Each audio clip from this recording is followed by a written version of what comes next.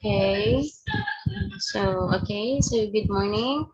Okay, so here we have now we're done with our lesson one, which is about the genres of literature. Now we are to move on with our lesson two, which is about, okay, I'm going to present it. All right, share. So we are now to talk about the lesson two, which is prose. Okay, so we're done with the lesson one, focuses on the poetry, which is poem, poet, or poems. Okay, poetry is about poems or mga tula, diba? So it has the rhythm, it has the alliteration, it has the figurative uses of language. Now we are to deal with prose. Kung si poetry is about tula, ano naman kaya si prose? Okay? So now we are to talk about. So what is prose? Okay?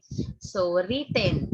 Si prose daw ay written or spoken language in its ordinary form without metrical structure. So in short, si prose daw ay ang ordinary form natin ng language, yung pagsasalita natin, whether it is written or spoken, itong pagsasalita ko, this is prose. Okay? This is ordinary form. Kapag ka nagsulat ka ng novel, yan yung mga ganyan, the novel, the short story, that is what we call the prose. Okay? Poetry, poems. When we say prose, this is ordinary. Ordinary form. Okay? Example. The woods look lovely against the setting darkness, and as I gaze into the mysterious depths of the forest, I feel like lingering here longer. However, I have pending appointments to keep and much distance to cover before I settle in for the night, or else I will be late for all of them. Okay, so this is just an ordinary paragraph. So, in short, prose ay ordinary form of spoken or written language. Okay, next. So, we have two kinds of prose. Prose have FN. Prose as simple as FN. Fiction and non-fiction. Dalawa lang yan, tatandaan. Prose has FN. Okay? Prose, PR. Gawin natin PR. PR equals FN or fiction, non-fiction. As simple as that. Next. Okay.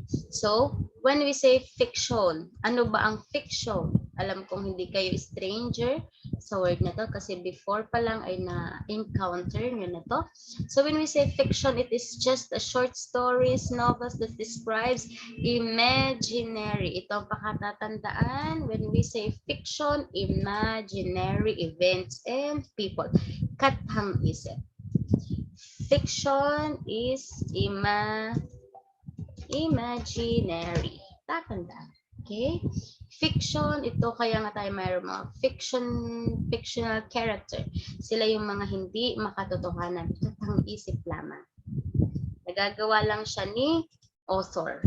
Okay? So, yan ay naglalaro lang sa utak ni author. So, what are the two kinds of fiction? Ano daw yung dalawang uri ng fiction? We have RF.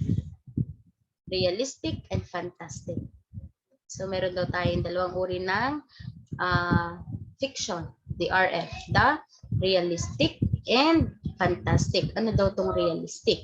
When we say realistic, it is a genre consisting of stories that could have actually occurred to people or animals in a believable setting. Ito naman yung mga katang-isip na possible na nangyari in reality. Okay? Could have actually occurred to people or animals in a believable setting. Anong example nitong realistic fiction? Let's take for example the Provinciano.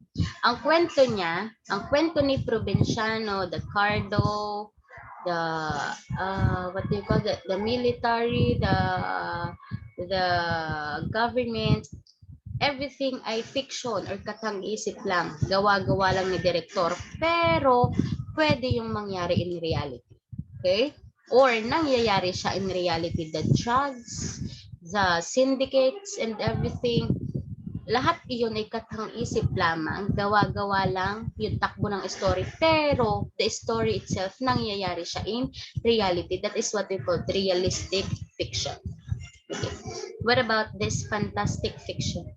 A type of fiction that ideologically and aesthetically subordinates reality to imagination by depicting a world of marvels that is contrasted to everyday reality and to accept views of what is credible. Ito daw naman yung nagko-contradict kay realistic fiction. Ito yung talagang hindi makatotohanan. Okay? Again, realistic fiction, gawa-gawa lang yung kwento, pero posibleng mangyari. Well, fantastic fiction, ito yung talagang napaka-imposibleng mangyari. As simple as that. Okay? Next. Non-fiction. O meron naman tayong non-fiction. Kung si fiction ay imaginary, ano naman ang kabaligtaran? The non-fiction is realistic. When we say non-fiction, ito naman yung realistic or makatotohanan. These are based on facts, real events, and real people, such as biography or history. Okay, when we say non-fiction, ito yung totoo, yung totoong buhay, realistic. So, ito ay nakabase sa facts. So, meron tayong evidences lagi na pinapresent dito kay non-fiction, real events and real people, such as biography and history. Ang history, hindi natin matatawag na history kung wala tayong proof, kung walang pinagbasehan na real event. Okay? So, meron tayong 4 na non-fiction. Ang tatandaan naman dito ang pagkakadinami, abeya. Abeya. Yan na lang tandaan. Kay non-fiction, we have abeya. When we say article, okay. A for autobiography, B biography, E essay, and A article. Again, we have abeya. When we say non-fiction, we have autobiography, biography, essay, and article. Again, let's repeat this. When we say non-fiction, what are the 4 kinds of non-fiction? We have A, autobiography, B, biography, E, essay, and A for article. Abeya. Again, autobiography. Join me. Once again, what are the 4 kinds of non-fiction? Autobiography, biography, essay, and article. Okay? Tatandaan niya. Okay. When we say biography, ito ay ang detailed description of a person's life. It involves more than just the basic facts such as education, work, relationships, and death, but also portrays a subject experience of these life events. Okay, so itong biography, ito ay buhay. Buhay ng isang tao. Okay? Na nakasulat. Biography ni Rizal. Biography ni late President Ninoy Aquino. Okay? Biography ni Emilio Aguinaldo. Yan, sort of. When we say autobiography, ano ba pinagkaiba ni biography kay autobiography? When we say auto, it is a written account of the life of a person written by the person. When we say auto, this is self. So meaning to say, autobiography, ang biography ay ang tungkol sa buhay ng isang tao, lathala tungkol sa buhay ng isang tao. When we say autobiography, lathala tungkol sa buhay ng isang tao na siya mismo ang sumulat. Okay? Autobiography, auto, self, sarili. Sinulat niya ang sarili niya, biography.